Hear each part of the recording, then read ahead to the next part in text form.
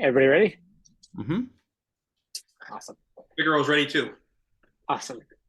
Okay, so Curse of Strahd, session 19. All's wine that ends wine. You've cleared the druids and blights that were occupying the Wizards of Wine winery. However, the winery is still surrounded by a horde of blights that have you trapped inside and cut off from Davian Mardikoff and his family. Declan is attuning to a staff that the leader of the druids was wielding. The druid was also ranting that Winter Splinter will rise and purge the land of all abominations. Declan, when you first held the staff, you had a vision of a forlorn, storm-racked hill. As you attune to the staff, you come to understand that the spongy black length of wood is called a Gulthias staff. And I sent you the info on it. Yes. And you all took a short rest at this point, so any hit dice or anything you wanted to do, feel free.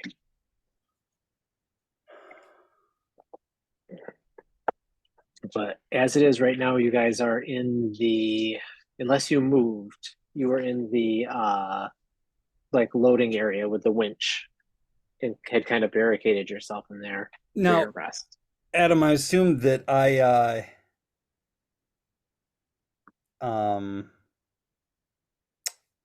crap. So those vine creatures, since I should know what they are. The blights. Yes, the twig blights. Yes.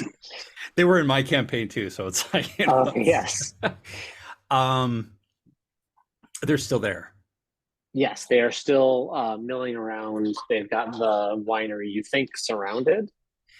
And you can hear them. You're in the room with the loading winch, and they've kind of like, they're like clawing at the walls down below in the loading dock and everything. So does their behavior seem to have changed since we killed the druids or since I gained control of the staff? Their behavior has not changed. But understanding what your question is, you're not in the area with them, so they're still trying to. They're dumb enough that right now they realize things they were supposed to attack went inside this building, and they're trying to get in there.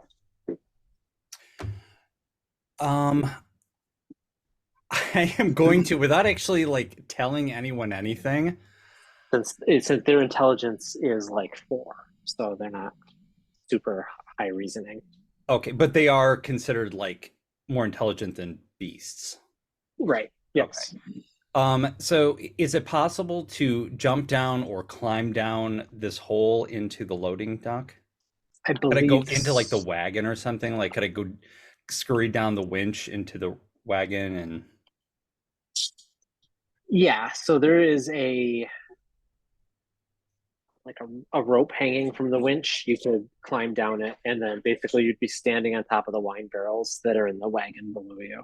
Okay, so without saying anything, I'm going to climb down the rope into the wagon on the barrels and then climb down into the area where the blights are holding the staff. It's almost like they part a little bit just to give you room to walk, and other than that, seem to ignore you. I am going to try to they're still going out about their business. They're just like not concerned with you. Okay. Can I try to like communicate with them, or is like, can I try to get their attention? Yes. What would you like to do?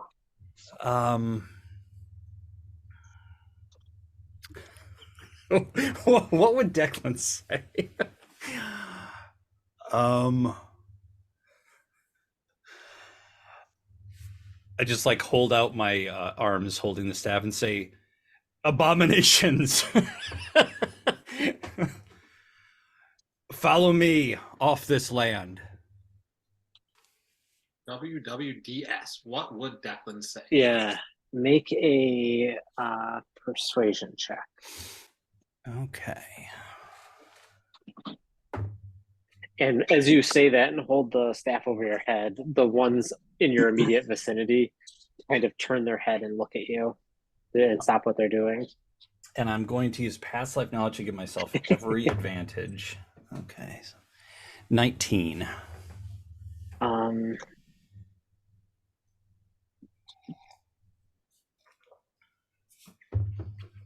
A bunch of them like elbow each other and turn towards you and just kind of seem to stop trying to get into the winery and kind of form like loose ranks and just kind of, so there's like a bunch of them around you, basically the ones that were within earshot. Okay, so I'm just going to basically be moving around at this point and say, all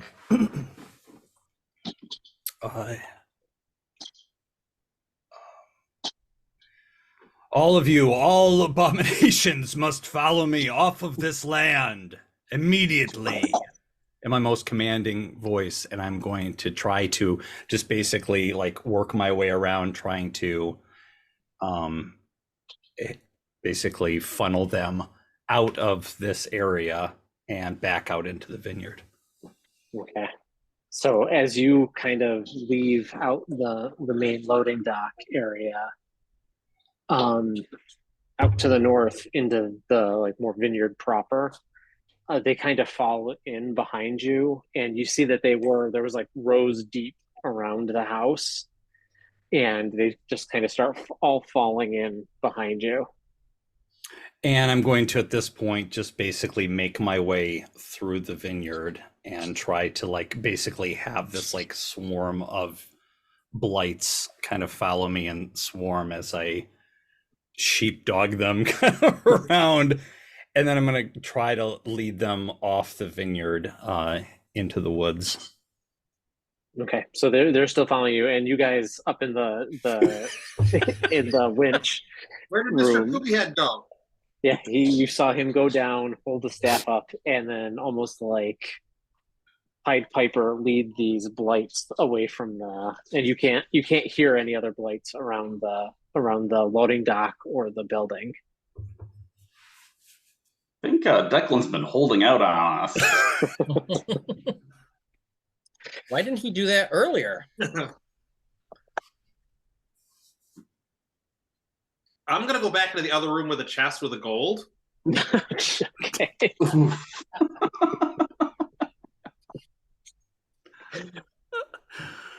All right. Hold on. Okay, you go back into the master bedroom, and the treasure chest is still there. Ilmoon and Goldenrod both, you see Elaine Tree go back into the master bedroom. Ilmoon actually climbs down into the loading dock to watch the Pied Piper from a distance just in case anything goes bad. Okay, so you see like there's this like parade of blights behind Declan, and over top of them you can see he's still got the staff up, and he's just shouting for the abominations to follow him through the vineyard. I'll follow And, being school. Yeah, I'll just kind of follow from a safe distance, like, I don't know, 60 feet behind the mob. Okay. Lane Tree's taking as much coin as she can from this.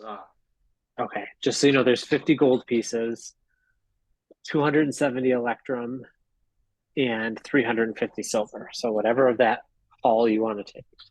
Lane Tree, please put that back. Declan told you not You to. don't know what I'm doing. You don't know what I'm doing. I followed you. Oh, you followed Elaine Yeah. Tree? Yeah. Oh, I thought you were following Ilmoon. No. Okay, I'll put the electrum back. I put the electrum back. Well, I think Declan's intent was that you put all of it back. He's not here, but I think that's what his intent was. I may be wrong. He's just a poopy head. He's got some new friends. Well, I think he'll be very upset, and we don't want to upset Declan. He's kind of scary sometimes. I can be scary too. So, Declan, how far do you want to lead your parade? I would imagine, like, in my mind, I'm thinking they're fairly mindless, so they were called here by these druids. So the only reason why they were there is because the druids called them there. So I'm just going to try to lead them as far away as possible, so they're not going to basically just wander back. Okay. So I'm going to wander. I mean, if needs be, if I have to go like an hour away, like whatever you think is reasonable, like I'm going to just like wander as far away back, and I'm going to try to at some point basically disperse them or free them to basically do as they will. Declan, you're thinking about this all wrong. You've just gained an army for us to defeat Count von Strahd. Yeah, that's right. Well, load it in the back of your wagon. Well, I've already encountered this problem because of my domain, and my god Helm does not allow me to command undead, which is very frustrating because I kind of wanted that as a cleric, but I can't do that because Helm does not like that. So I don't think that he would look kindly upon having an army of twig blights either. So yeah, no. Plus, I don't want to make Adam's job as a DM exceedingly difficult, so I'm just getting rid of them. Hold on, your hundreds of blights have to go next. Yeah, they have to all make attack rolls here. All right, so we'll say you walk like 300 or 400 yards outside of the vineyard proper, which puts you back up towards the old Svalich Road, basically, which is the thoroughfare that runs east-west through Barovia, and you can try to convince them to go about their business up there. Abominations, disperse. You are free from the control of the druids. You have no reason to trouble the winemakers further. Make another persuasion check, this time with advantage. Okay. Oh, by the way, in the original Baldur's Gate, that's how I won the original Baldur's Gate. Is I had all these summon monster scrolls, and then at the end of the big boss battle, I just kept summoning monsters, and then I left the room, and then I came back in the big boss end of the pause, fireball, cast whatever, Yes. Leave. Shut the door so he doesn't follow you. Yes. I got a 22, and I used their past life knowledge just in case. Digging deep. Yes. So trying to think back to Declan commanding, the captain's guard, and trying to inspire them or command them. So you tell them to disperse, that they're free, and like almost instantly, like 3/4 of them just start kind of wandering off in like groups of 1s, 2, and 3 into the woods, and then the remainder are just kind of standing there, like shuffling their little twig feet and not really knowing what to do, but not moving anywhere, just kind of standing there, looking up at the sky, looking at the ground. Okay, I'm going to slowly back away and then move back to. They just keep doing that, just standing there like, what now? Okay, Elaine Tree and Goldenrod. What's going on in the master bedroom? I put the Electrum back, and then I'm going to skip down the stairs, I guess. I'm telling.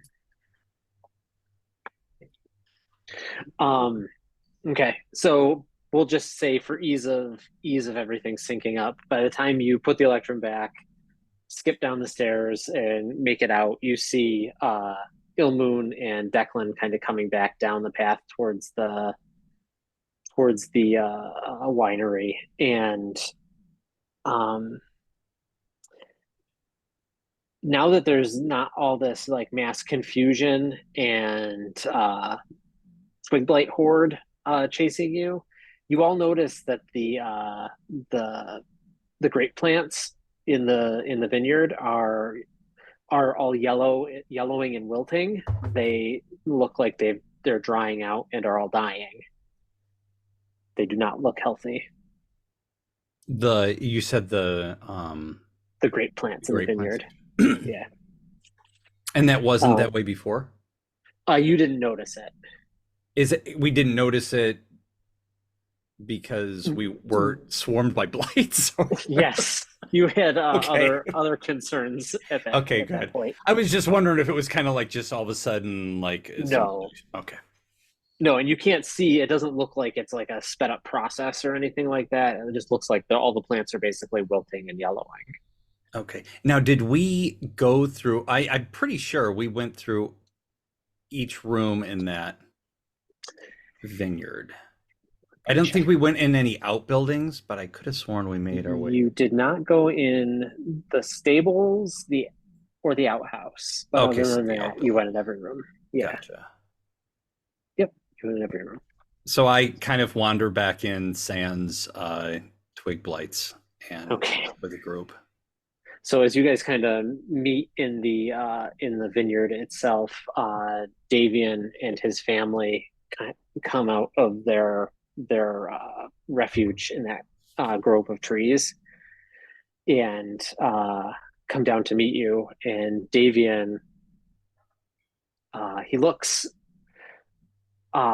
he strikes you as the type of guy that always is kind of grumpy and stern looking, but behind that he's got like this like happiness, and he just comes out and is like thanking you guys profusely, and the rest of his family is behind him, and he's just thank you so much, you've freed us from the Now, before you thank us, I do have to be honest here, because my maker always told me that honesty is the best policy. There's lots of stories that he told me about that.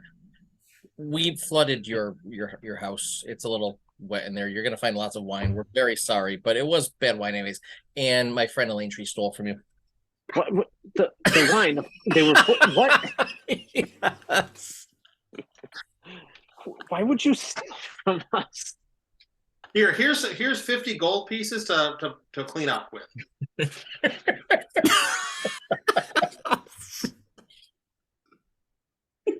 He turns to one of an adult that's with him, and says, "Adrian, go check the treasury. It's upstairs in the bedroom." And he pulls out a small journal and says, "Here, check it against the ledger." It won't be right. Quick, Elaine Tree, follow them. Make sure the treasury is the thing you've already stolen from and not something else, because we want all the gold. I'll follow him. But I only Okay. feel that it's fair that we did get rid of your druid problem. I appreciate that, and I don't know that there is a way we can repay you, but this thievery is hard to look past. Especially, and your honesty is appreciated as well. You are quite an eclectic group. Yes, please do not hold the faults of some of us against all of us. That's all I ask. Yeah, sorry. The girl comes from a broken home. She's a bit of a fixer-upper. Kind of like that Aladdin character that Goldenrod keeps talking about. That's right. Street rats. I'm very familiar.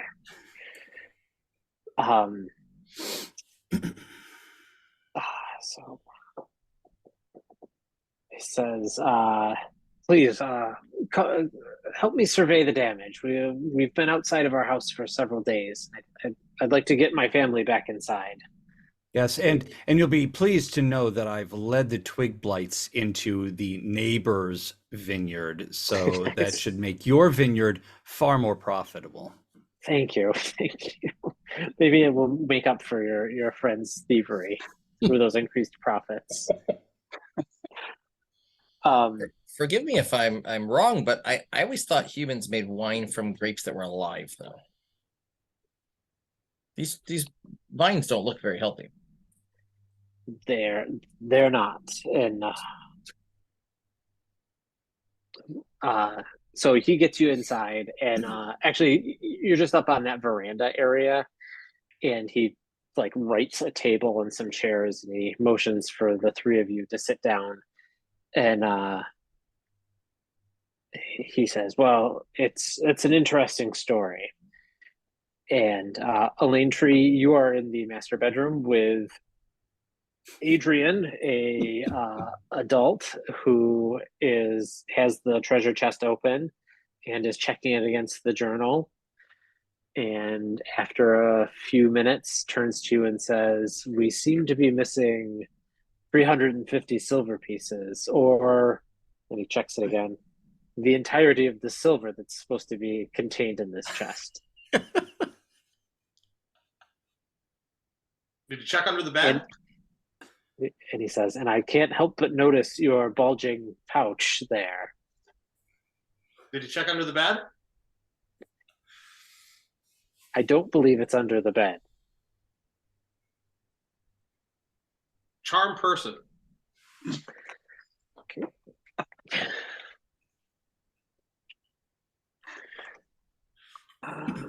Let me see. What does he have to make a save? Wisdom 13.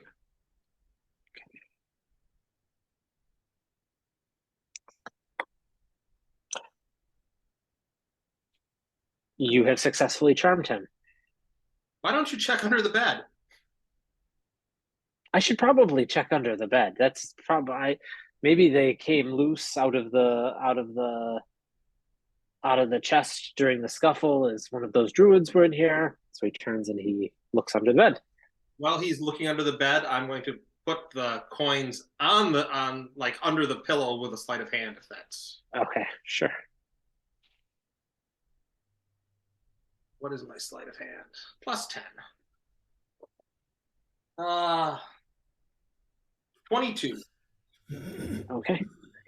He does not see he goes, "Just like I thought. They're not under there." Maybe they're under the pillow. Maybe someone had the tooth fairy came and He picks them up. He says, "What's an odd place for them to be stored? I wonder, these savages, these druids, they have no rhyme or reason. And he starts gathering it up and putting it back in the chest. "You should go catch up with your friends. Thank you for helping me." So as you guys are sitting down at the veranda, out the main door comes skipping Elaine Tree. And Hi, Mr. Poopy Head. And Robo Poopy Head. oh, the poopy head ranks have grown. Hi, Mr. Moon. How you doing?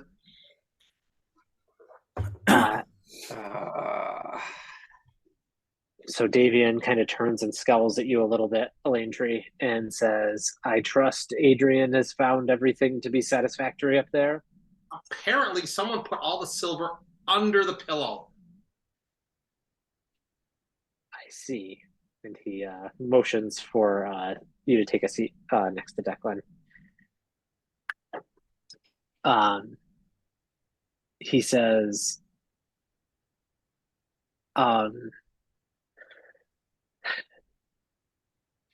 "Declan, you had questioned how we grew grapes with the lack of sunlight in Barovia."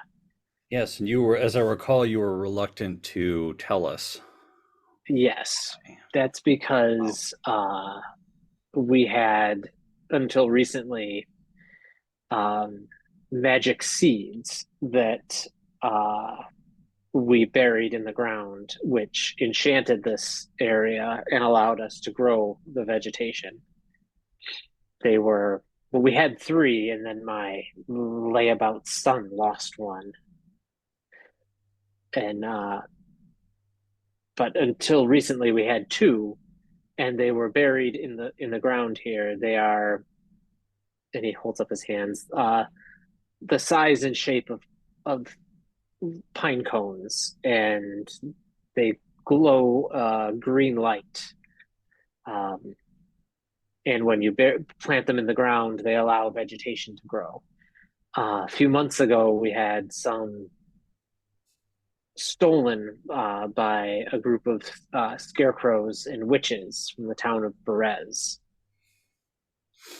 We fought them off, but we're not able to retrieve the seed. The third was taken by these druids a few days ago. And yeah, go ahead. I was going to say, did we find a pine cone or anything like that on any of the druids? No, they took, my family tells me that they took one. They took it with them and returned it to their grove.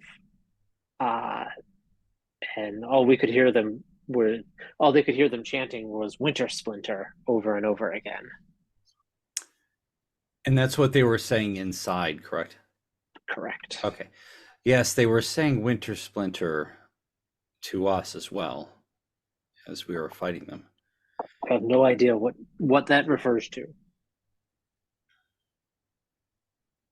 But I fear without the seeds, our crops will continue to wilt and fail. If we're to continue to help you, perhaps retrieve these magical seeds for you, I would require you to answer yet another question for us. Have you had any dealings with Strahd?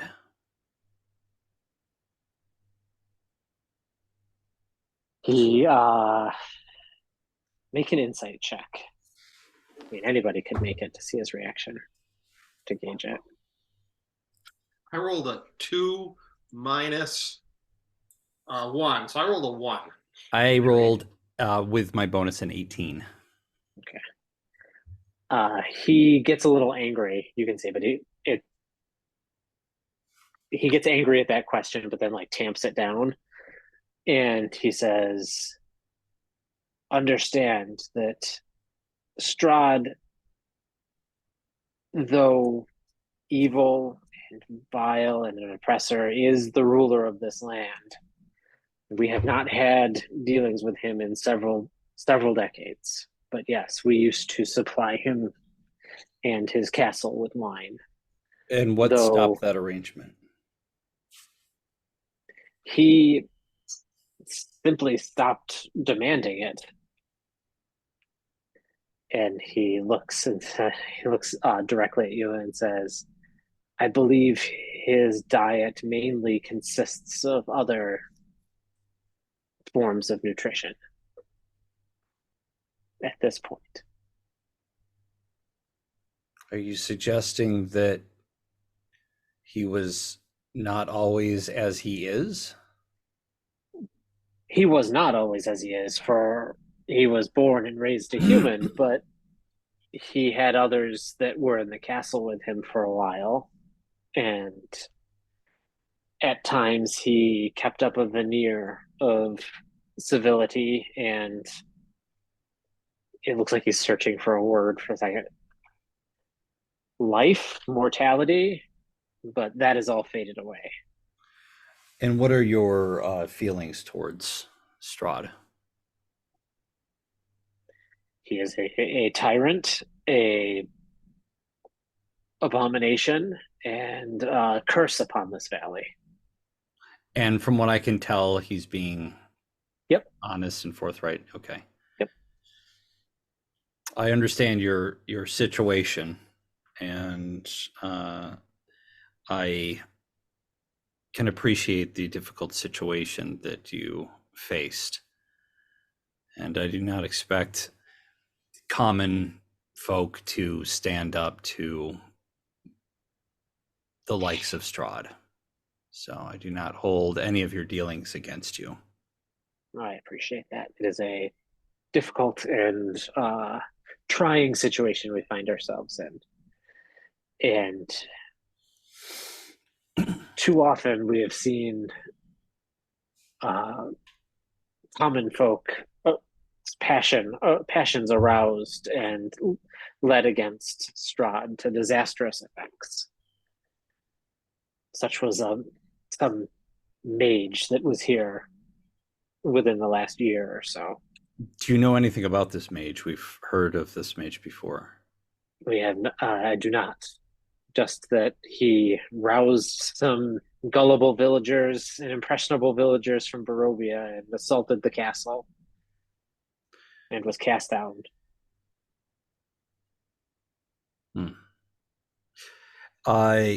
If we're to assist you in retrieving these magical seeds, do you have any guidance for us as to where we should proceed? Or so the druids come from their sacred area to them is called Yester Hill, and it is about 2 hours to the south of here. Yester Hill. Yester Hill. Yester Hill. That's right. And let me make sure I'm giving you good. You said directions. 5 minutes south? Like 2 hours. Oh, 2 hours. Where'd I get 5 Yes. minutes from? Okay. Where did it go? Adam, can you remind me the direction we were heading? We were heading west, right? Yes, and Irina is kind of with you guys as well. She was staying with the Martikovs in that grove of trees, and she's with the Martikovs and you guys on the veranda now. The whole time, like, we're like, oh yeah, Yeah. we'll help you. She's like, well, aren't we supposed to go? All of a sudden, little new side quest icon pops up. Boing. That's right. Does she know anything about this area? Like, she didn't know much No. about. No, this is very far afield of any place she's been. Where the heck? Oh, there it is. And then the witches are from the ruins of the town of Brez, which is to the southeast of here. And how far is that? The DM is going to have to check. I want an exact number, Adam. Brez? Okay. How do you spell that? Berez. Almost like I'm trying to spell breeze. Yes, Yeah. Brez. Okay.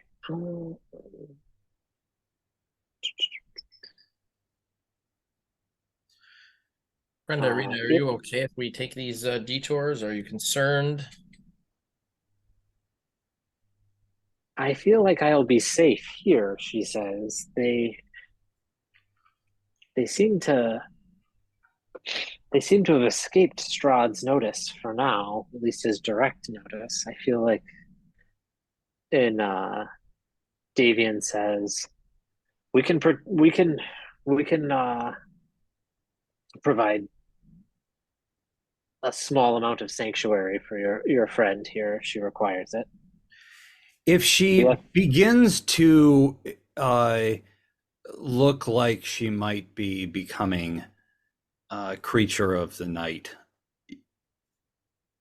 be prepared to. Just do what they did in the last town. Just keep saying all will be well. Everything will be fine. Or do that. Valakai. He does not look happy when he says Valakai. A bastion for layabouts and madmen.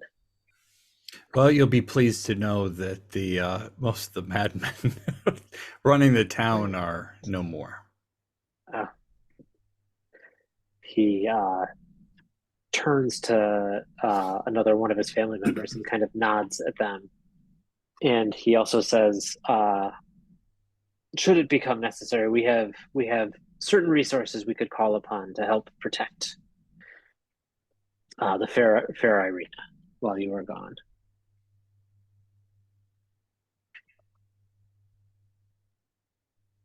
Thank you. It's much appreciated. So what would you like to do? We have Strahd on speed dial. Don't worry, he'll protect you. That's right. That's right. He's very powerful.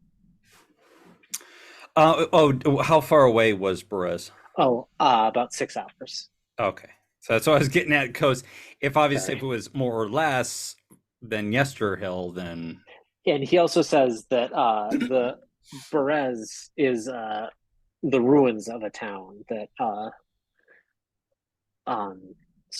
Strahd and his minions basically wiped out and destroyed, and there's no easy or direct way to get there. You'd have to travel overland basically to get there. so it's easier to go to Yesterhill anyway. Yes. Declan wants to ask him, did you encounter these witches? Could you describe them? Yes, they had long pointed hats. Green Some of skin. their hats tipped over at the end, and they had long noses. Hmm. Do you actually ask him to describe them? Well, I'm trying to get at, do they look like the witches we've already encountered? Do Or they the sell meat hags? pies? Oh, they do not sell meat pies. Okay. Yes. Okay. They are. Because they're still lurking around. We didn't kill them. Correct. Do any of them have a husband? Do any of them have a husband named Darren? Yes. They're actually the witches are witches more from like Hocus hot Pocus. gothic Wiccans. Oh, He describes them as mad men and women that have forged pacts with Strahd in exchange for magic and longevity. so warlike. Yes. Yes. Hmm. Well, Perez sounds like a good place where Langtree could steal anything that's not bolted down without getting into trouble. So, It's true. That's true, but Yesterhill is Much 4 closer. hours closer. So I say we go to Yesterhill first too. And you have a nice staff that you can use to maybe counteract some of those druids. Yes, and Adam also not kind of alluding to what's going on with it. So as I hold the staff, like Declan's eyes kind of like glow, almost like from gray to like a red hue, just a little bit.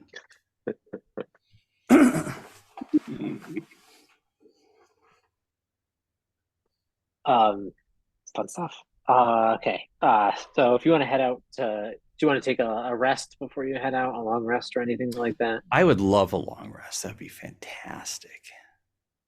So Davian offers any hospitality that they have left to offer in their house.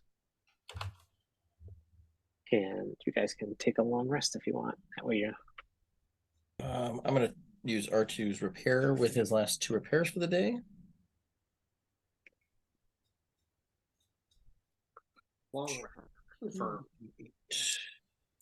I will remain motionless for 4 hours, contemplating my shattered past. Is that the actual description from Van Richten's? When it describes their Yeah, to spend quietly and motionlessly contemplating your shattered past. nice. Yeah. How wholesome. Ilmoon's sleep is tormented by a nightmare in which the hags turn Ilmoon into pies and then forces him to eat himself.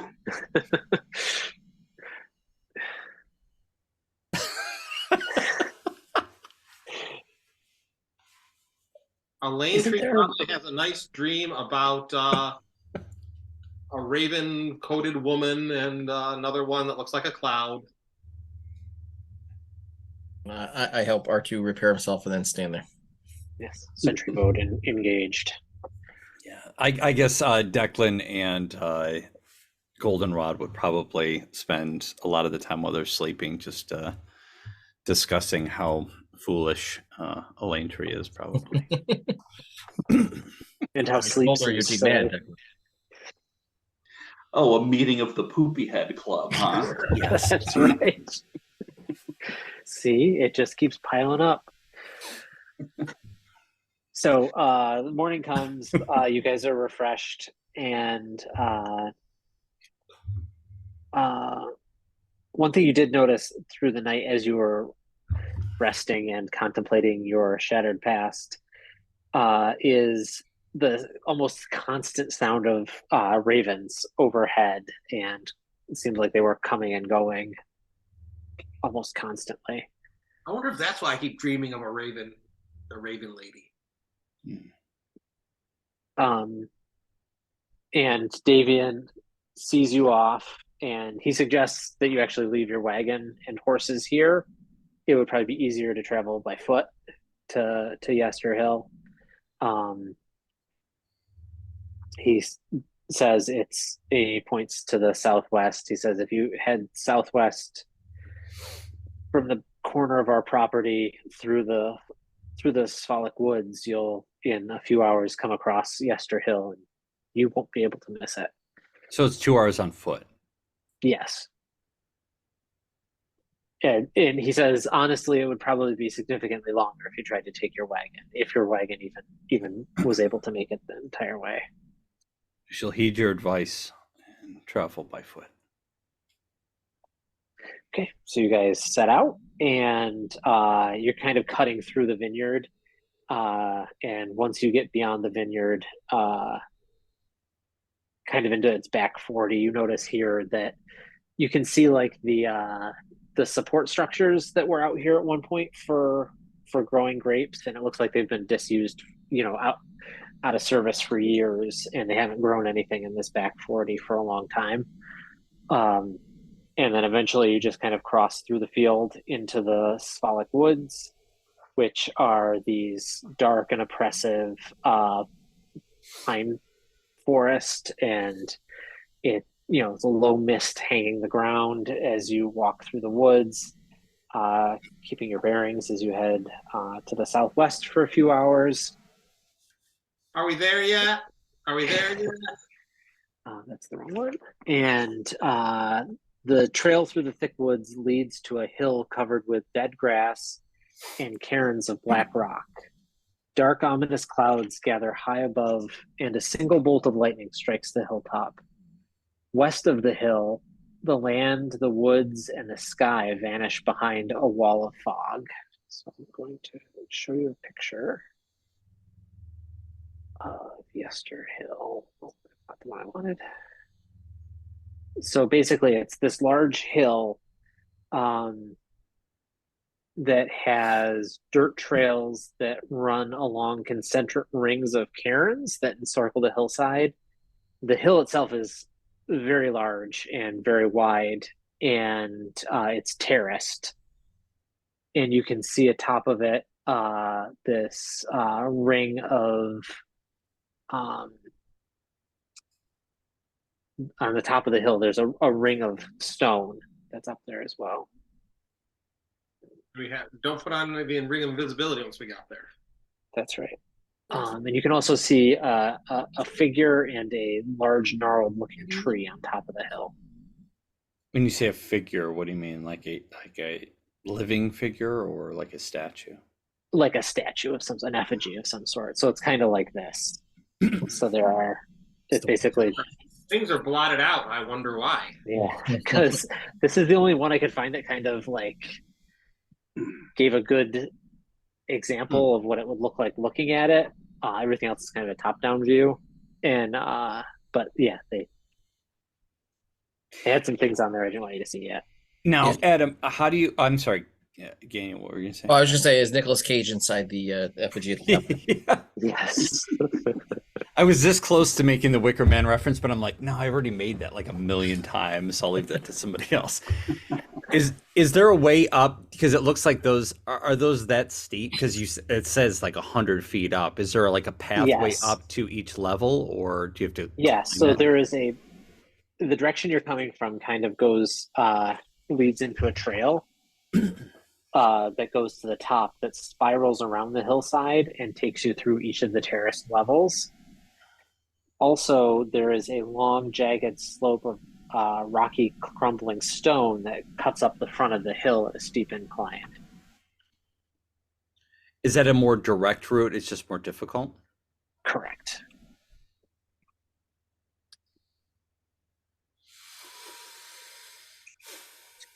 Do we want to be sneaky, or do we want to be go the direct route and fall, or do we want to go the indirect route and get encounters? Yeah, how difficult does that look like to climb, Adam? Can you give us an idea? You would have to. It looks fairly difficult, and you would have to make metagaming. You would have to make some athletics checks to climb it. Okay. You want to make some acrobatics checks? And you are much more exposed that way, potentially the entire way up. Okay. So knowing that, I would suggest going the less obstructed route. So The trail. the trail up, yeah. Why don't we stealthily go up the trail if we can? There is a Yes. story about slow and steady winning the race. That's true. Yes, Declan will move stealthily. Clunk, clunk, clunk, clunk. Clunk, clunk, clunk, clunk, clunk, clunk. So you're going to take the trail up. I think we will. Okay. So I love when the- DMs ask questions like multiple times. So, just to I be just want to make clear, sure there's. Listen, last session I completely forgot a room and had you go to the wrong one. So I just want to be 100% clear. I don't know. Would a lane tree check for traps on an open path? I don't know. Would she? I know. I'm trying to think of how she would do it if she would do it. So, as an open path, so she probably. Scan the ground in front of her. Yeah. Yeah, she's gonna look as she's walking. She's gonna look on the ground to see if there's like a tripwire or something like that. Okay. Well, I'm going to direct R2 to head in front of us. He moves a little faster than most of us do, anyways, I think, and he can't be surprised. So, All right. So you. So just for my own peace of mind. Hey, Rowan. Oh, It's gonna Adam, by the be- way, Adam, I'm also, while they're doing that, I'm trying to use my perception skill to like hear ahead if there's anything that I can hear, like talking or like fighting or movement or anything up ahead as we're walking. Okay. Okay. So it's the marching order is R2, then a lane tree. I'll actually go first unless Goldenrod is intent on having R2 go first. no, as long as he's towards the front, I just want to take it. Yeah, like he can go like alongside of me. Yeah. I would feel more comfortable running point for. Okay. So That's R2 kind of like and my job Declan. as meat shield is to. Picture him as Scrappy Doo, always wanting to get into the battles first, anyways. So. Mhm. So it's like R2 and Declan. The path is wide enough, we'll say, for you guys to walk, since he's smaller anyway, side by side. And then a lane tree. Sounds good. And then who's after a lane tree? I'll pull up the rear. Okay. Goldenrod and then Goldenrod. Okay. Okay, so Elaine Tree and Declan make perception checks. 16. Okay. Oh, great. 9. Okay. Neither of you notice any traps or anything. You do, however, hear Declan, somebody coming down the path. A couple of loud boot clumps are coming down the path. Does it sound like You can't- multiple people or?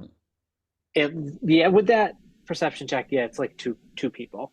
Okay, so I'm going to like immediately when I hear this, so I'm going to motion to everybody and say, "Someone's coming, hide." I whisper to everyone that I'm going to turn invisible, and I do. A lane tree will hide. Well, What does this pathway look like, Adam? Is it like is it well worn, or I mean, is there Yes, it's how did I describe it? is there anywhere to hide like it's off a the path? Yeah, you could jump to the side. You could. It's pretty dark here too. Okay. You could kind of roll off the side of the path a little bit and scrunch down on the ground along the kind of the slope of the hill. Yeah, anywhere there's like high grass, maybe anything where I can Yeah. get down prone and Lane tree will be behind something, high grass or something like that. I'll make a stealth check too if you. So everybody who's visible, make a stealth check. okay. One. Adam, how bad do I have to roll before I realize that I'm not stealthed? I don't know. What did you roll? I rolled a 3. Okay. Mr. Poopy Head, your poopy head is showing. Ugh, bugger all.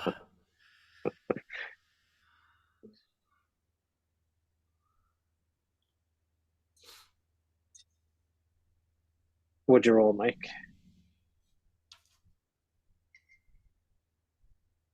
I can't hear you. Rowan was talking to me. I'm sorry, I didn't hear what. Oh, that's okay. That just make a stealth check. Okay.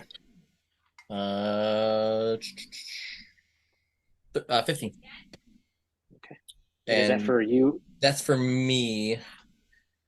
And I so want R2 to roll badly, so R2 and I R2's can be like, huh? yeah, R2's probably gonna. Well, actually, he's not too bad. Oh, he rolled badly anyways. A 3. Hey, twins. Yes! Not the droids you're looking for. Well, the good news is the way the mechanics work, it's cumulative for the party. So Oh, great.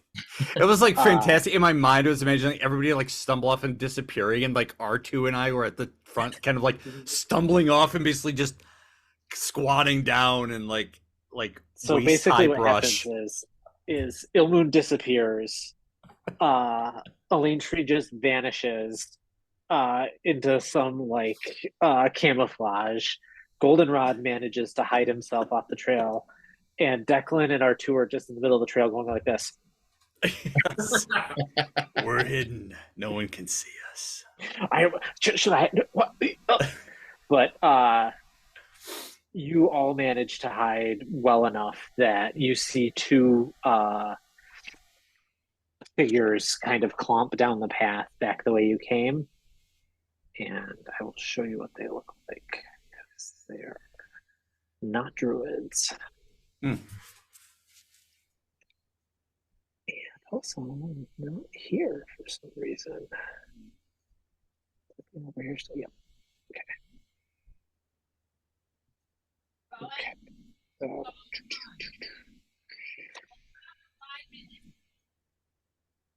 There's one of them. Oh, there.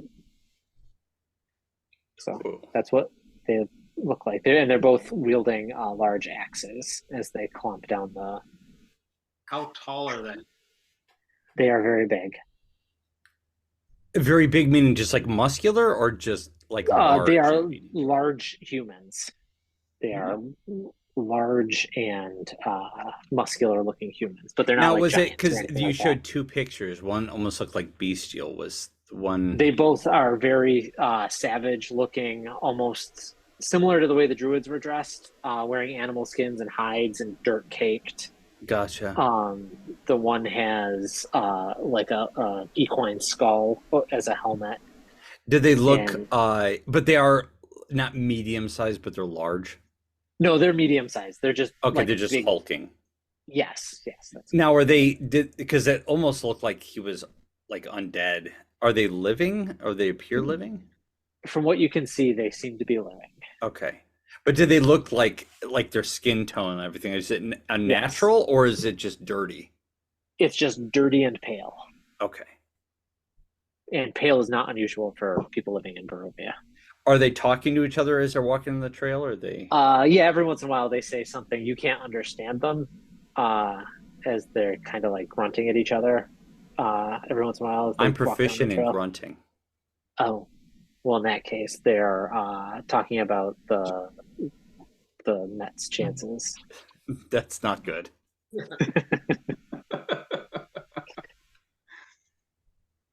And they seem happy about their chances being bad. Oh, jump out and attack them.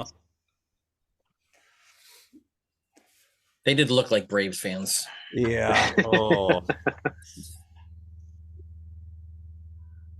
All right. So do you want? They continue down on their way. Yeah, I'm not going to jump out.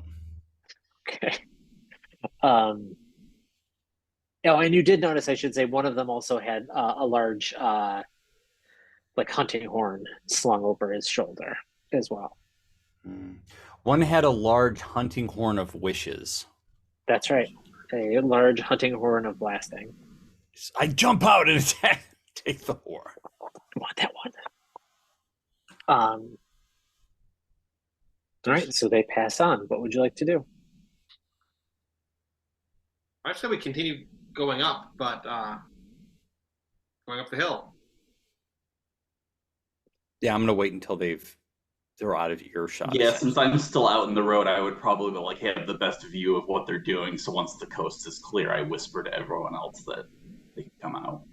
Okay. Yeah, and they're just taking an easy pace down, and if you wait like a few minutes, they kind of disappear around the corner or around the bend of the hill and head down towards the base. Probably Ilmoon's like invisible, and he's like, why is everybody I'm ignoring like me? marine hand signals. yeah, Forget that what's going on? No one's responding. So you continue on around the hill, and you make it to the first terrace there with the stone cairns. So you're about 200 feet up, and each cairn is a 10-foot high, 10-foot high mound of slimy black rocks, and Ilmoon, you hear a whisper, a deep voice carried on the wind.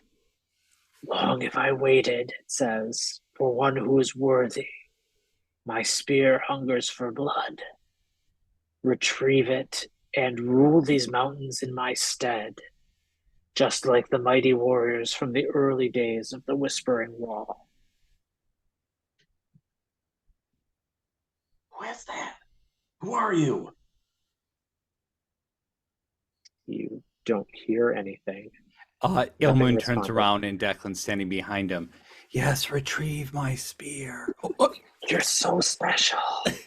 you're the most special. I am a magical spear of ultimate power.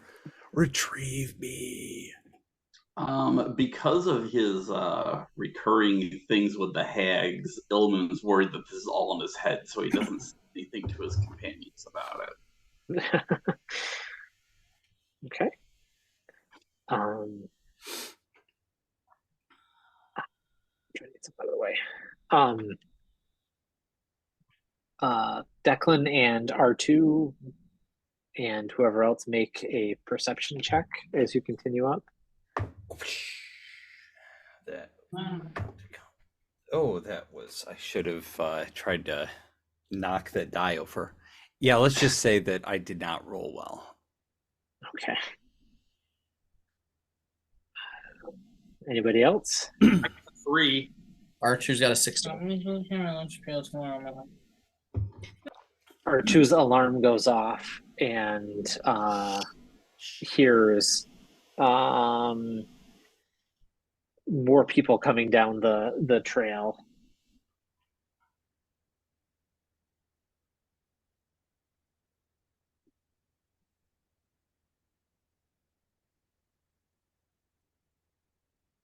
Does R2 tell us? I don't know. Oh, can't even. Sorry, I had some cast. What was That's okay. I know how that goes. R2 hears multiple people coming down the trail towards you. Okay, so R2's like kind of doing the wave to let us know what's going on. So I want to make my way off the trail as well and try to hide. All right. Is Ilmoon still invisible? Yeah, I'm gonna brazenly stand around and see what happens. Wayne Creel sees people hiding, so she'll try to hide. Okay. Yes. I rolled an 18. Well, I rolled an 8, but I get a +7 to stealth, so it's a 15. 13 for me. 5 for R2. You all scatter, and down the trail come two more of those barbarian-looking guys. Actually, no, three more of those barbarian-looking guys, and this time they're accompanied by a druidic figure. And again, they just kind of head down the trail and past you, and seemingly continuing on their way. Hmm. And Ilmoon, as you guys get moving again up the hill, you feel drawn to one of the cairns on the hillside. I was wondering if that might happen. I approach said cairn and examine it more closely. So does like So- Ilmoon like make any like gesture towards us or tell us anything, or does he just start wandering off the path? Couple minutes. I, without saying anything, just go over towards this mesmerizing pile of rocks. Do we notice And I'm him? invisible, so you don't see this. Oh wait, yeah, we don't. So we're just wandering along. Okay. So you guys wander along, and you notice the one you're kind of drawn to. It seems to be larger than the others and in a little better condition. It has some like runic symbols scratched onto the like face of it. But other than that, it's just a 10-foot high cairn of stones. Adam, how high are we right now? Are we up to 300? Yep. And how wide are these paths? They're like two people can walk abreast, basically. So Goldenrod is getting very close to the hillside and staying far away from the edge and noticeably. Wait, is Goldenrod afraid of heights? Sure. Ilmoon is so ensorcelled by this pile of rocks that he forgets that his companions are walking away, and I begin closely examining it, looking for anything conspicuous. As you start, like, you actually touch it? Yeah. You notice a couple of the stones just like shift out of the way, and you see, like, how do I describe it? Some moldy bones lying among the rocks. Nasty. I take my spear and kind of like poke around in there to see if there's maybe a spear in there so I can rule. Now, am I close enough to see this cairn fall? Yeah, so I was gonna say, I'm freaked out because I don't know what just happened. Or are Yeah, we you already hear- like Is it the up the front? hill? I thought we were still walking. you're up the hill, but you hear behind you like some rocks shifting and starting to tumble and stuff. Okay. And hold on one sec, Jay.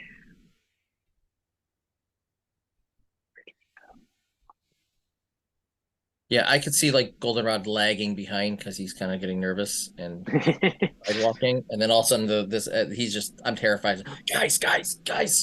I don't know what this is, but it might be like one of those ghost stories that I've heard about. Okay, so Jay, you see this.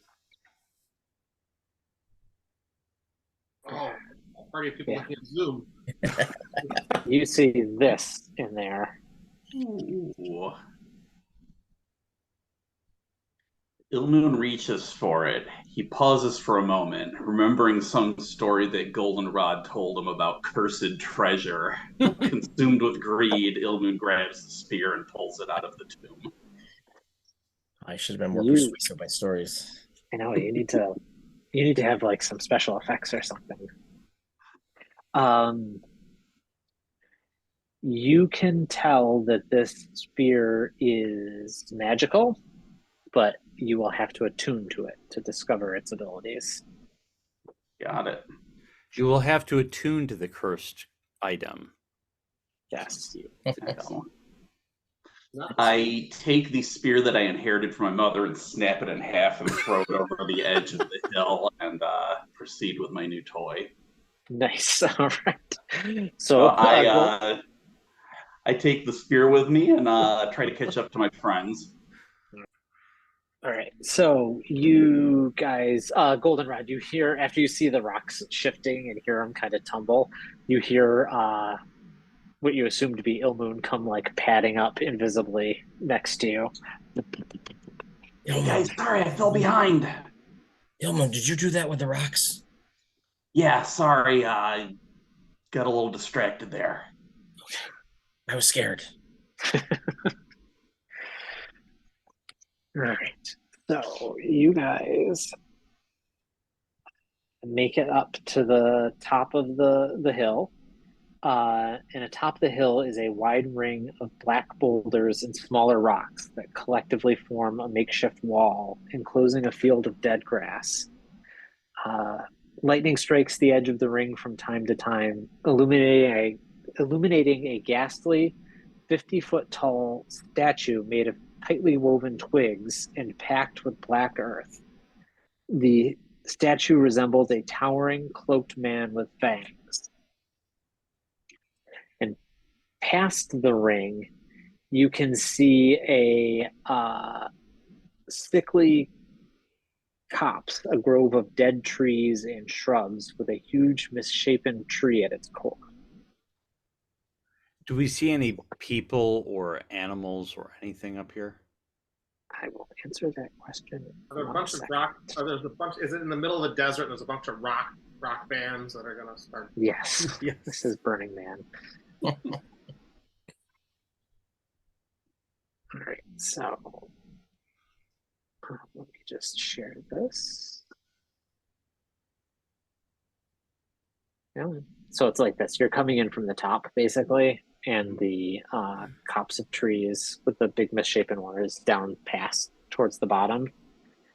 And there's the statue or the effigy. Wait, the misshapen trees are outside of this ring, like along Yes. the other path, or is it in this grove? No, it's past Okay. this. So you have to walk past this. Gotcha. And the ring itself is the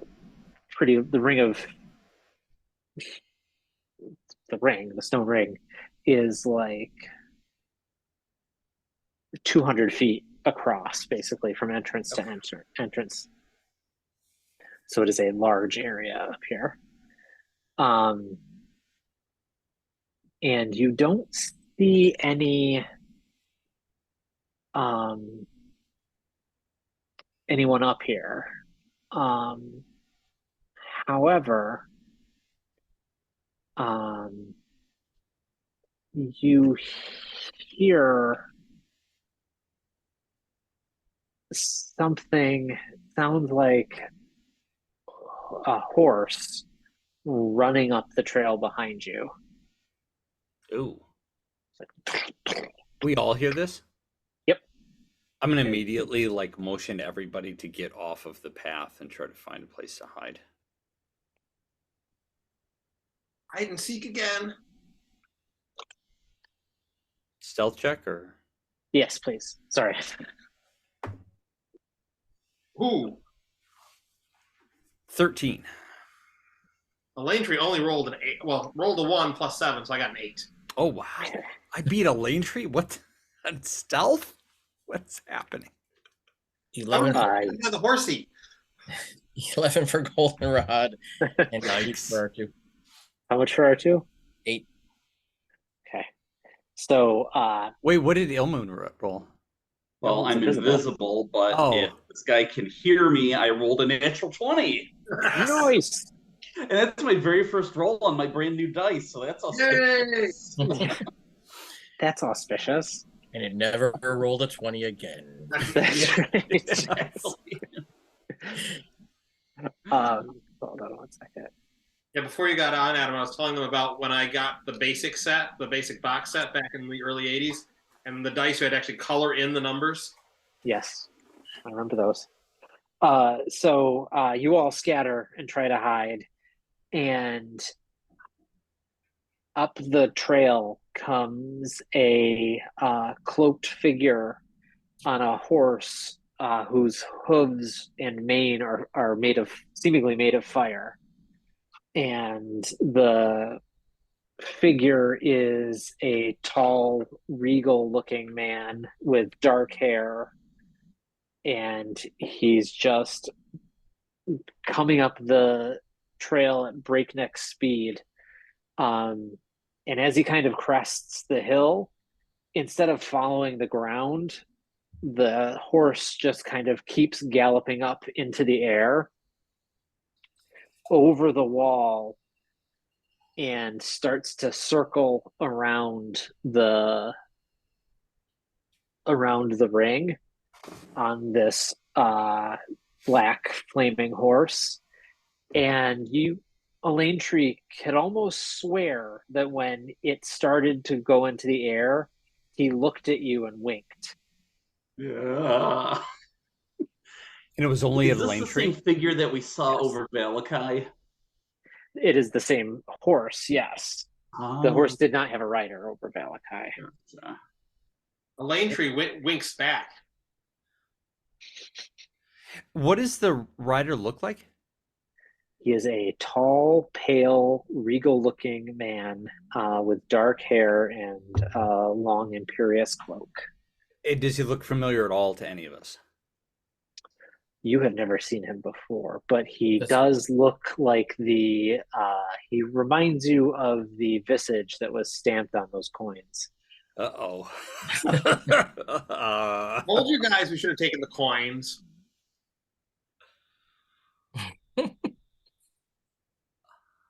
So he is making his way over the ring, basically, with the lightning kind of crashing down around him. And you guys are all outside the ring at this point. So But wait, is he on the ground? Or is nope. So when he crested the hill, the horse didn't follow the ground. It just kind of galloped into the air and is going around the ring. Gotcha.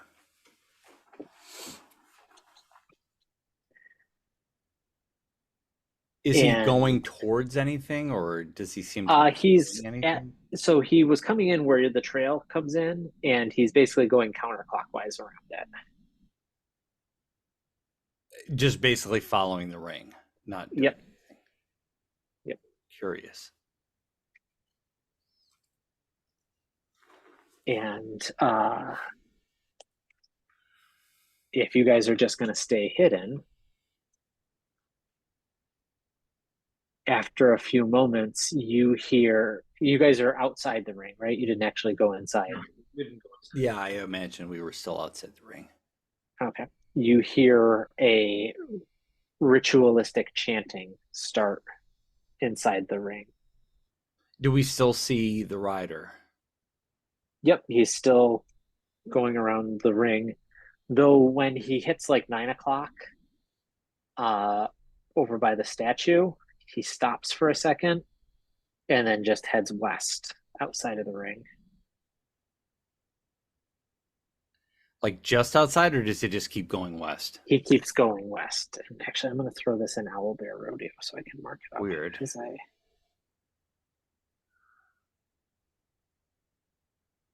hold on a second.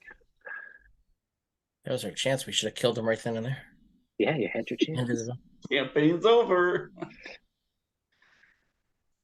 All of a sudden, Goldenrod shoots with his crossbow. I rolled a 13. Well, that hits. His armor class is 11. I roll 8 damage. How would you like to have killed him? Oh, It's the falling damage that gets him. that's right. Source.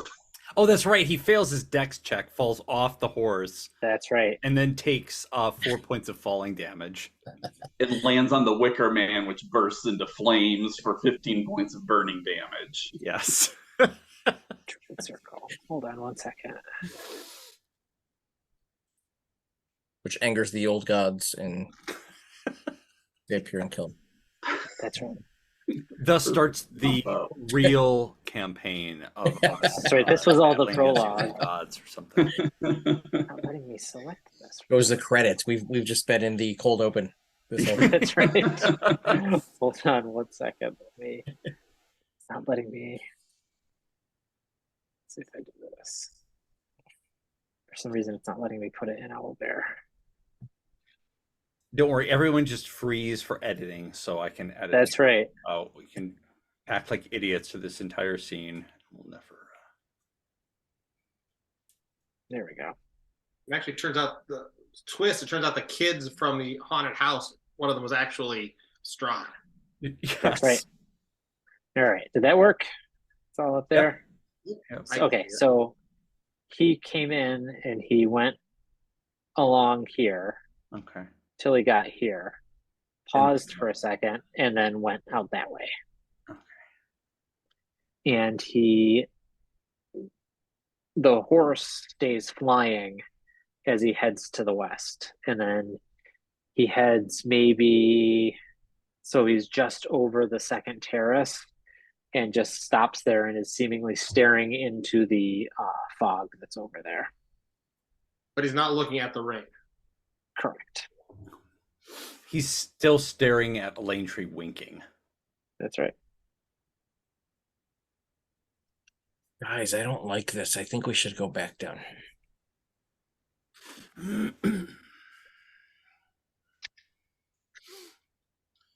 How about we send in the invisible guy, Mr. Moon, and see if he can see anything. All right, I can give it a shot. Does Ilmoon say that out loud? Yes. Okay. Okay. So, Ilmoon, you head inside the ring. Yeah, let's see. Are we coming down from the north? Yes. So, I'll throw you Wait, guys do we want to there. stay close to him? Because you said it was like a fair distance away. Do we want Ilmoon to really get that far away from us if he gets into trouble? Yeah, I guess we should probably go as a group. I just don't like I don't think that Declan would just like be like, okay, see you later, Ilmoon. You know, like good luck. Come on, I'll sneak in, grab the magic pine cones, and then we're out of here. Yeah, well, Adam, is there a way that I could, conceivably like safely make it into a point without arousing too much suspicion? Like not pushing it, so to speak, just kind of. You could certainly try. Oh, I don't like that.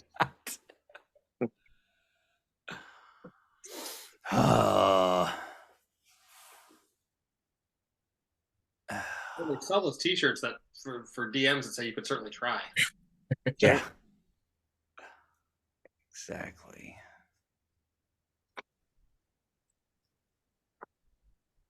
Well, I can at least do some recon and go like Yeah.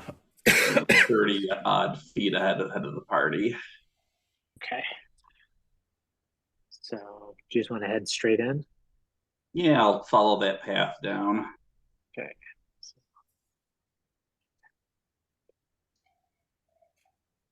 That would be 30 feet, right about there.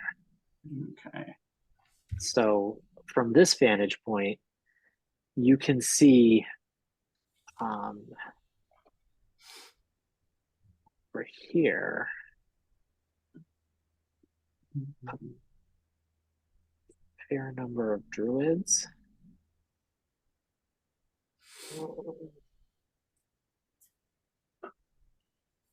And let's see, do I have a there's gonna be a barbarian on here somewhere.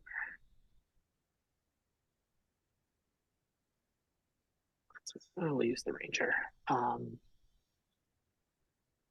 And a number of those hulking humans. All we have to do is get As well. And the druids are everybody's actually focused directly on the effigy, and they are chanting and swaying rhythmically, and a heavy green mist swirls around the chanting druids and the statue. Ooh. Two questions. Are there any sort of structures around here, like tents, huts, buildings? No, but you do notice what look to be several small holes that were dug in the ground that have been recently disturbed. Several, About like human-sized little oh, indents in the ground, basically. and the other thing, is there any sign of anything growing around here where it would suggest that those magic seeds are in use? No, it's all in here. I get this right. It's just a field of dead grass and like little dead small bushes and stuff. All right, I'll hustle back and report back to the party then. Yep. I think. And blah, blah, blah, blah, blah, I tell them how many guys I saw and where they are and everything. Adam, were they like doing some sort of ritual or chanting, you said? Yes, they are chanting and moving around ritualistically. And they're all facing the statue. Yep. Okay, so knowing this, I'm going to try to make a fairly direct route, but I'm going to try to move south towards those rock outcroppings or whatever. Due south. No, the ones due south of us. So like Yeah, east? there, and then the next one over, and then kind of from the second one make my way in behind them. Okay.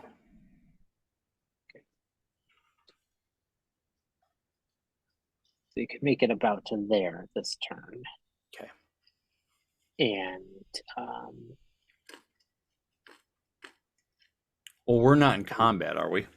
no, you can. I'm just trying to keep everything organized. And from here, you can actually see that there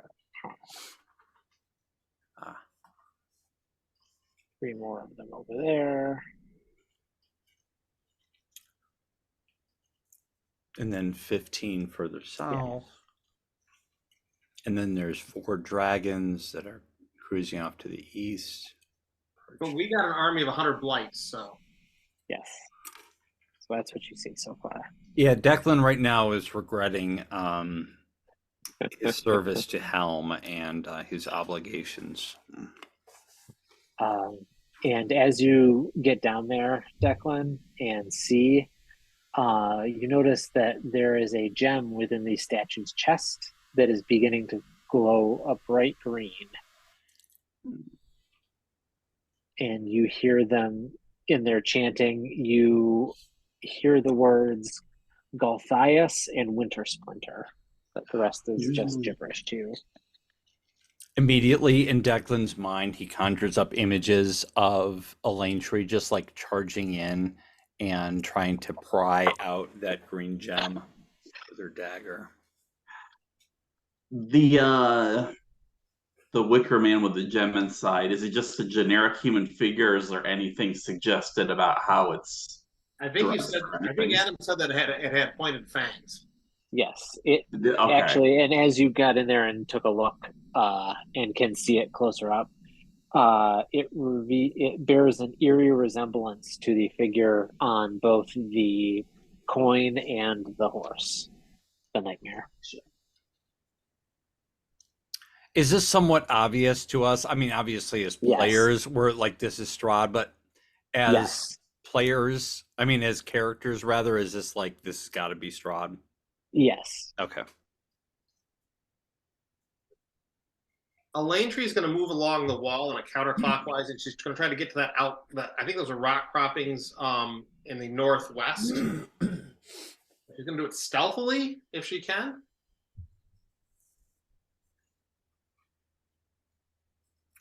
Okay. Which means it is a 12. You actually, I'll give you advantage because they're all like fervently focused on. 14. That's better. It's better. No one seems to have noticed you. Yeah, and it's that rocky out. I'm trying to get. Okay. Is there anything R2 and Goldenrod would like to do? Let's. Oh, Goldenrod's gonna go to the other direction, far away. So he's gonna go to that rock there on the northeast, and move stealthily as well. So like that. Declan gives a pouty face and looks over at R2. It's like he misses his.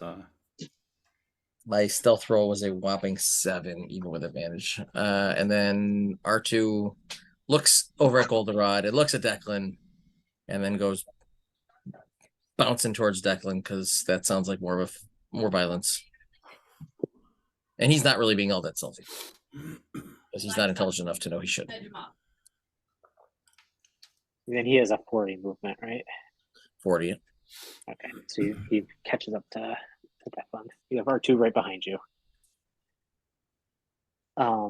And at this point, the sky grows dark as the clouds swell and blacken overhead. A heavy wind begins to blow across the hill as the magic flowing from the druids to the statues redoubles in intensity.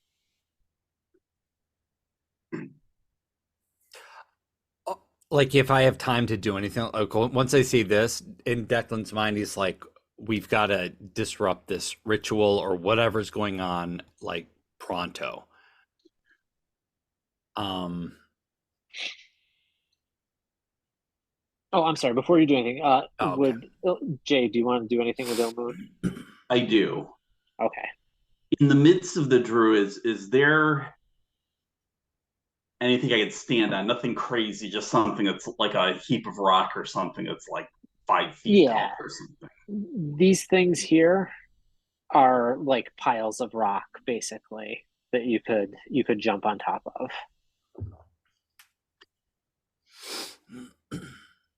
I'm gonna dash in, climb on top of the pile.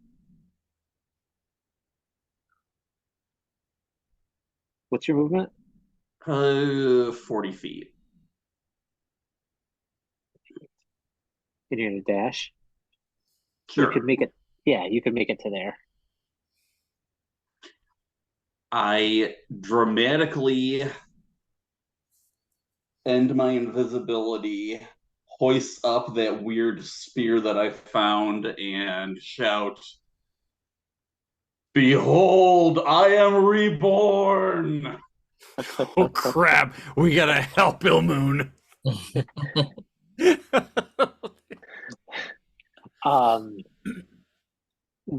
The druids don't seem to stop what they're doing. They are in the throes of their ritual, but the berserkers all turn to you and start screaming something, and the only sound you can make out is they're saying Kavan, Kavan, over and over again. Avan. Yep. Yes, And it is I, Kevin! It is I, Kevin! Kevin the Mighty! Behold, with my magical spear, the spear of Kevin.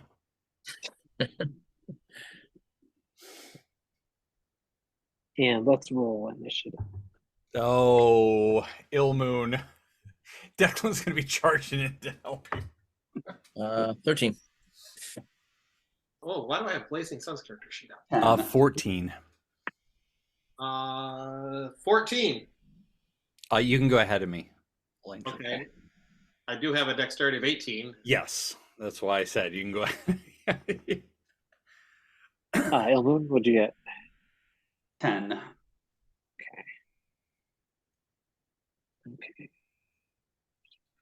As you're jotting that down, Adam, as I got in there and I looked towards that Wicker Man, does it look like the gem is lodged in there pretty good, fairly loosely?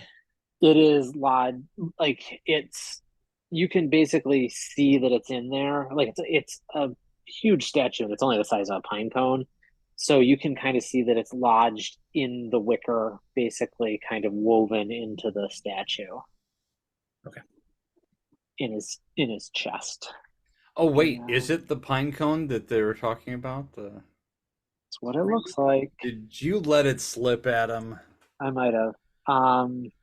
So they don't actually tell you how tall the statue is. I like how no matter how you describe the statue, you could be like, it's made of obsidian, and we'll still call it a Wicker Man. Well, it's like, oh, the Wicker Man. Like, no, it's made of obsidian. It's more of an effigy than a statue, the way I envision it, and they do describe it as being like woven from wood and wicker. And oh, okay, so it is a Wicker Man. Right. It's got to be a Wicker Man. Exactly.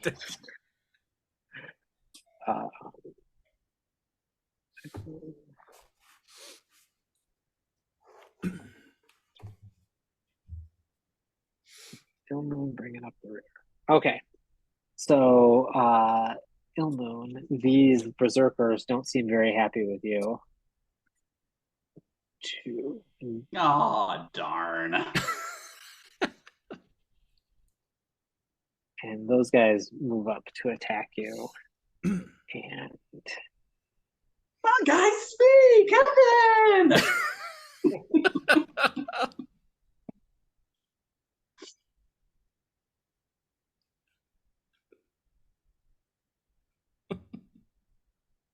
so they move like that. And the two are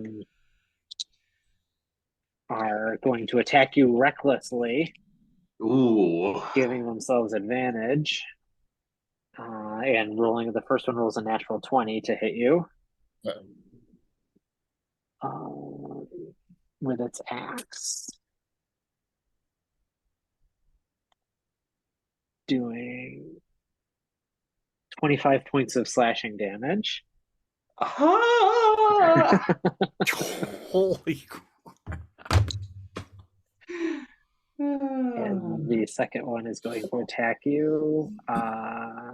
Only rolling a 17 to hit, which I think is a miss. No, that hits. Oh, okay. I think I may have been a little premature letting the invisibility go. For 6 points of slashing damage. Okay. Adam, don't you mean 60? Yes. Well, no, it's I didn't roll a critical. Kevin!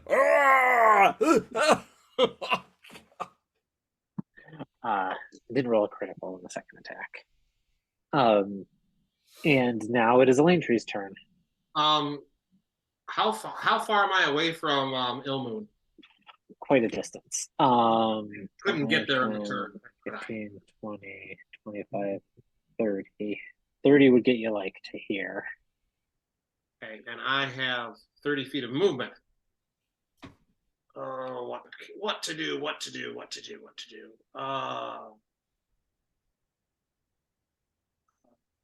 I'm gonna move 30 feet so I'm within 30 feet of him. And then I'm going to look at the barbarian that just critically hit him. Okay. That'd be this guy right here. And I'm going to say, you were kind of funny looking, and cast hideous laughter on him. Wisdom 15, and I take a little feather. You're kind of funny looking. Wave it in the air. Okay. He has to wisdom. Well, wisdom is their strong suit, as is one with berserkers, and he failed it. So he is laughing. And what is it? For up to a minute. I think they get a save every turn. Okay. So all of a sudden, Ilmoon, the one who just like took a chunk out of your side, looks at your wound, looks at his axe, and starts laughing uproariously and just falls over backwards laughing. Kevin. And it is Declan's turn. And that's a concentration spell for me too, by the way. So I gotta. Okay. Okay, so I mapped it out here. I should be able to, if I sprint, if I dash rather, All right. to make it all the way up to that the other grouping there of barbarians. That one. These, yeah. Yeah. So right next to, right there. Yep. Okay. So I'm adjacent to those guys. So I charge in, seeing that Ilmoon has recklessly revealed himself and has been wounded. I'm going to charge in, get adjacent to them, and as a bonus action, I am going. How hurt is Ilmoon? I have 20 hit points left. Out of what? 49.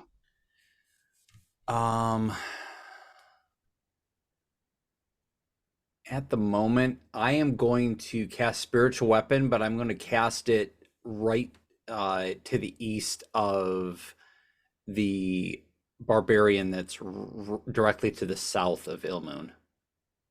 So, like, right there? Right up one. So I'll put it right there. Okay. Is that the one that's laughing or not? No, this one is laughing. Okay, and I'm going to have it attack that one. Okay. Their armor class is 13. Okay, well, that was a miss. So, Oh, yes, I rolled a 3, so there's no way I can overcome that. no. Goldenrod, you're up. All right. So much to my displeasure, I'm gonna move towards the object. Move me 30 feet, directly diagonal towards the green glowy rock pine cone thing. 30, I guess right there. Okay, now let me ask you a question because I was trying to run the numbers and I couldn't quite count those squares. Okay. Am I within 90 feet of that rock, of the effigy?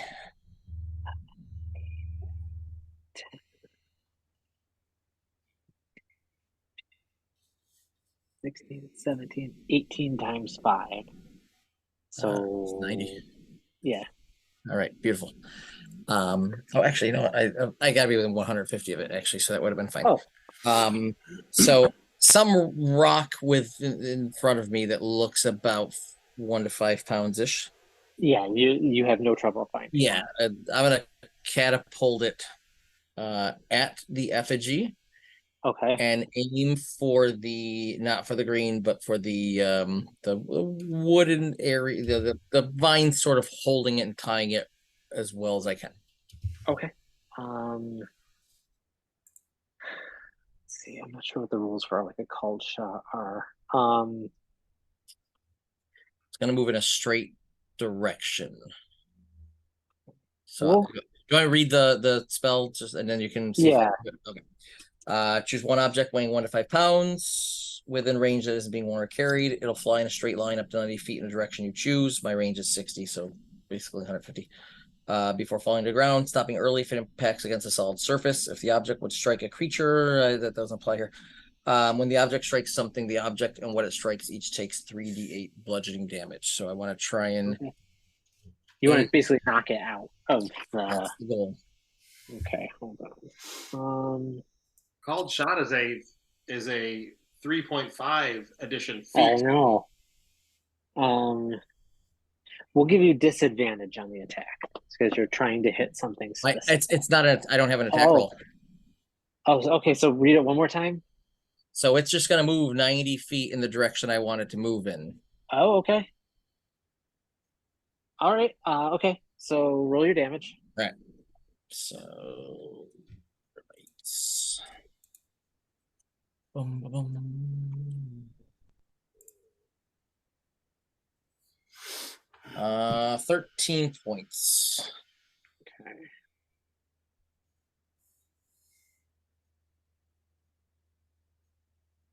Okay. you put a giant hole in it, and you basically expose the stone, and you can see that it's this pine cone shaped glowing green thing. Now it's still embedded in the statue, but it's completely exposed. Okay. Step one of my plan is complete. Okay. Just as long as I stay alive long enough. Right. And R2 is just going to run 40 feet up to the battle. That I'm is gonna so tell him- goldenrod. Phase 1 complete.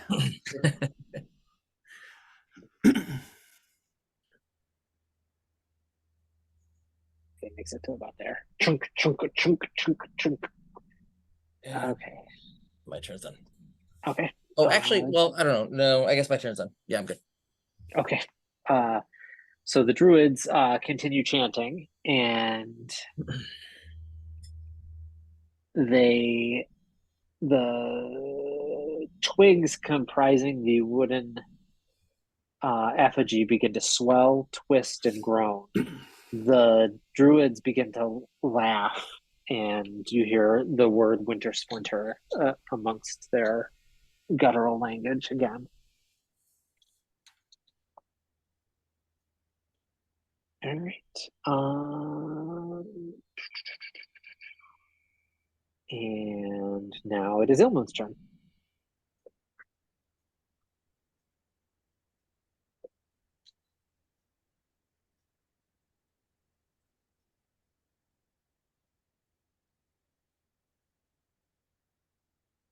I am going to use Step of the Wind to disengage.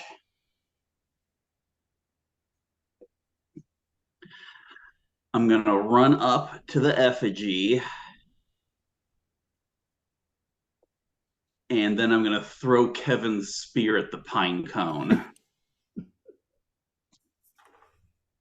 So like right there, basically all the way up to it. Wherever I would like have a clean shot at it. Yeah, within 20 feet if possible. Yeah, We you can. definitely need to. Okay.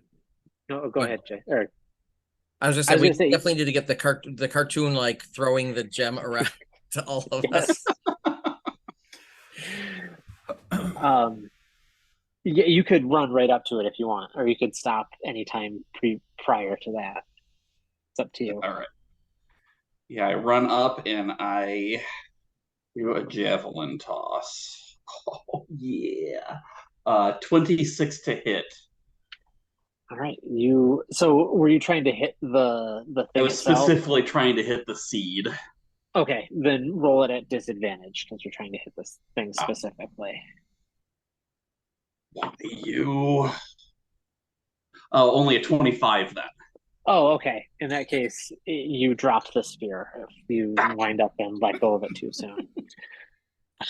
You. All right. We'll say you hit the seed. Roll your damage. Just don't destroy it. Don't destroy the seed. We need to bring that back. What are you doing? He's gonna bring Wicker Man to life and kill us. No. 10 points of damage. And the seed's broken. Yeah, and the seed explodes. Yeah, and then Nope, we're all like, okay, guys, never mind. We're just here for the seed. The seed's gone, so we're just gonna leave now. Leave us alone. Go back to the winery. We go back to the winery. Here's your seed, and here's your seed. Here's your seed. So you throw your brand new spear, and it lodges in the thing's chest right next to the seed, and the seed starts to fall out, and tendrils from the inside the statue just kind of wrap back around it and pull it back into its chest. Oh.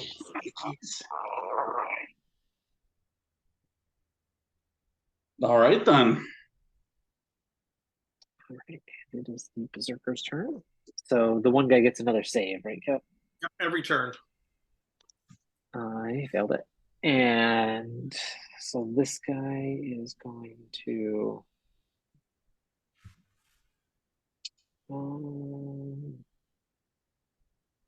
he sees you attacking his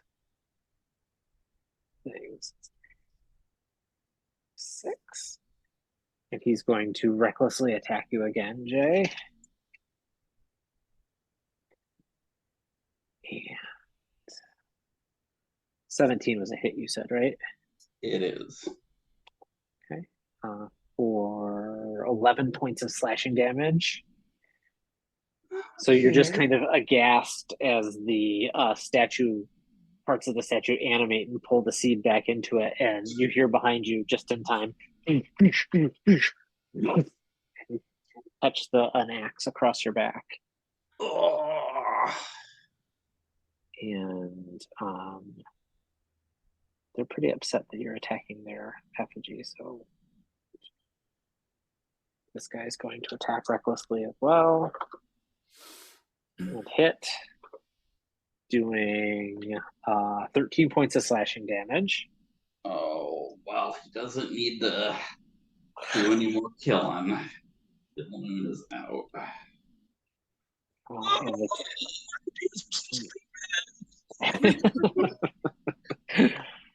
And the two are going to recklessly attack Declan for a non-natural 20. Is that a hit? That is a hit. Okay. I will do a I will do a silvery barbs on him and cause him to re-roll them. Okay. Nope, that's not a hit. Okay. And I'll give myself advantage then on the next save or attack. Okay. So just so you know, you recognize that the way that they're attacking, you will already get advantage on attacks against them this round. So if you would like to give the advantage to someone else. Let me see. I just want to check to see if there's a range. Okay. Hold on. While you're doing that, the other one's going to recklessly attack you as well. Gotcha. And The problem with reckless attack is you get advantage, and so do they. Yeah. yes, they are just all out attacking you guys. I can see within range, so 60 feet. So that would be more or less all of my allies, essentially. Yes. I'll give it to Goldenrod. Actually, no, I'll give it to Lane Tree. Okay. And the next one, I rolled an 18. That's a miss. Yep. When can I use that advantage on my next attack? Yeah, so your next attack roll, ability check, or saving throw within 1 minute. And it is Lane Tree's turn. Within 1 minute. Okay. I'm gonna head towards Ilmoon as quickly as I can. Okay. 5, 10. You're I gonna draw an attack. tickle the one barbarian that's laughing on my way by. 15, 20, 25. Where would you like to go now? Do you want to go straight down? Or that barbarian there? Wait. Yeah. How many have I moved? 25? yes. So am I within range of that barbarian that attacked Ilmoon? You can move one more space and you'll be adjacent to them. I don't want to be adjacent to him because I can't disengage. You know what? Yeah. Back me up like 10 feet. So you're right now next to this druid who is in the throes of his. Screw it. I'm gonna stab the druid. Okay. with that sword, the short sword that had the oh, right, it's the poison one. That had the sticky substance on it. I'm gonna say, shut up. I rolled a 10, so it probably didn't hit him. That did not hit him. His And then his armor class is only 11, but still didn't hit him. And then I will disengage as my bonus action and move towards the directly south, but not. I don't want to be within melee range of the barbarian. So like 10 feet there. Yeah, that's good. So right there. So you're adjacent to this druid right here. Yeah, but he's just chanting. Okay. Okay. Declan, you're up. Okay. Advantage on there. And is Ilmoon down at this point, or is he just basically foobarred? No, I'm incapacitated. Okay. Are they, but they're adjacent to him. Correct. So I don't necessarily want to revive him, only to have him attacked again. So, You can move your spiritual weapon too. yeah, but it's only 20 feet, so I wouldn't be able to make it there.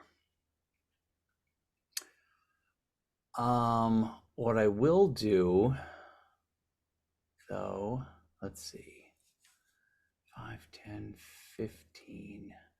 I think it would actually, there's something I want to do, but I think it's smarter to do this instead. So I am going to err on the side of caution and call upon Helm's Might and use my Twilight Sanctuary to, within 30 feet radius of me, have basically a beacon of twilight here that emanates from me and again gives temporary hit points for 1 minute here as a free action at the end of everyone's turn. So that's my action. I'm going to stay where I am, though, because I don't want to disengage, or I don't want to move away. I'm going to move the spiritual weapon over and have him attack. So I'm going to move him due south 2 squares, right there. Yep. And I'm going to have attack the one due east, right in front. Okay. Of me. Gosh darn it! What's the armor class? 13. That actually hits. Just. So that is. I gotta roll better. 8 points of force damage. Okay. So he takes a hit from the claymore from behind as. Oh, and you had advantage on that. Did you use it? Oh yeah, just in case I roll a 20. Right. No, I rolled a 2. So Okay. God, you're going in dice jail. That's right. Okay. Goldenrod, you're up. All right. R2's gonna keep on running from the last command, so he should be able to get through, I think. 5, 10, 15, 20. If that's where he wants to stop, or does he want to go up there? Nope, that's fine where he is. Okay. He's gonna attack with Force Empowered Rend. And he gets advantage because he's 22 that's a hit. for 10 points of force damage to that guy. Okay. And then that is gonna end his turn. And that's the you got the thing going where I roll the 1d6, right? Is that Yep. It's 1d6 plus 5 now. okay? So he's got... You're actually not within 30 feet of him, though. Oh, he should Goldenrod, be. yeah. No, I'm talking No, about R2. R2. Oh, R2. I was finishing Okay. R2's spoof. Yeah, Oh, the only okay. like right now the only ones within 30 feet are Elaine Tree and R2. And Goldenrod is gonna move closer, same sort of direction he was heading. Like there, maybe? No, kind of. Can I notate on that? I don't think so. If you. So he was there. Can you Oh, see? Did that It work? says Mike Gannon, yeah. I don't know if you can see that, but wherever that way, that's where I want to move. So straight to the left, basically. Yeah. Okay. Not your whole movement, though? 5, 10, 15, 20, Yeah, go ahead, move my whole movement. That's it. 25, 30. Okay. And then I am going to once again catapult. Okay. But I'm going because I'm assuming I was too far away to see that thing grab it. But I did see them get really angry with it when Yes. The attack can't. So I'm gonna catapult again. And I'm gonna roll a 3d8. And I'm gonna have 16 points on that. Okay. And I'm going to, in my most loudest voice I can muster under the current situation, just do like some really obnoxious taunt, like nah, look what I did to your big guy, haha. And then be like, oh shoot, what did I just do?